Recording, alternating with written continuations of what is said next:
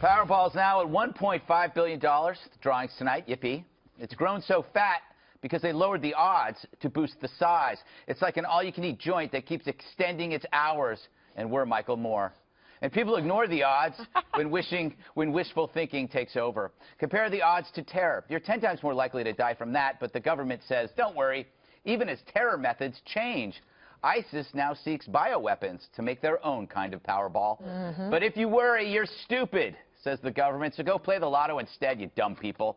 Did I say people? I mean poor people. People who play the lotto tend to belong to low-income households. You could call that a tax on the poor, but it's not, since a tax is money taken, not spent. But it is gambling, and it is hypocrisy. Our government pushes a numbers racket, but goes after fantasy football. Could their selective righteousness be profit-driven? The lotto makes billions, which apparently goes to education. But if you've seen improvements on that end, please let us know. Your kid has better odds winning the Mega Millions than a science fair. Either way, a real lotto would offer not just a prize, but for me, a consequence. Would you play it if there were a risk of death?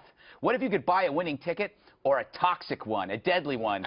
At least that's a cost we might understand, a cost that keeps us from feeding that beast at the buffet.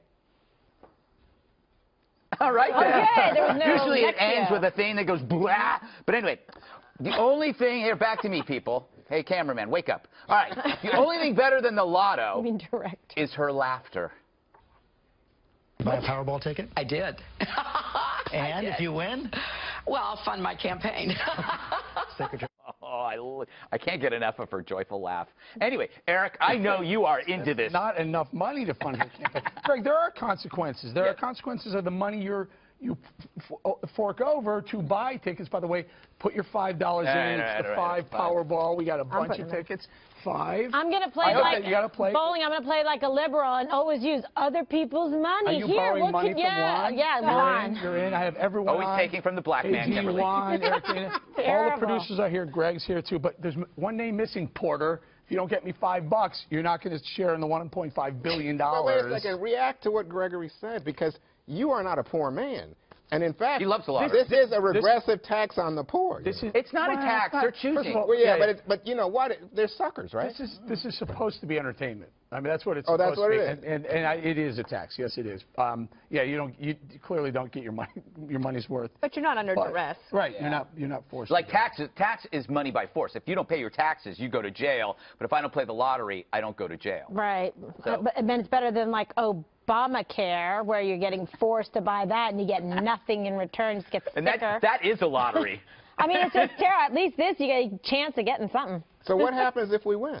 We split it. Well, you know, I just was reading. It said that people like us in office pools shouldn't do it because we won't remain anonymous. How are we going to be anonymous on Fox News Channel? Here's the number. Here. You can, there.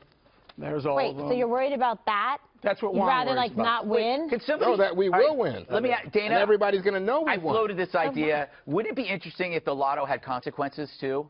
I never saw Hunger Games, but apparently that's how it works. But wouldn't that be great if you bought a ticket, but you take it home and it could blow up in your hand? I would say that the chances of winning the Powerball, it's less likely than if you were to get struck by lightning twice. Right. But if I were to, if I will die if I get that ticket that you're talking about with consequence, would I still buy one?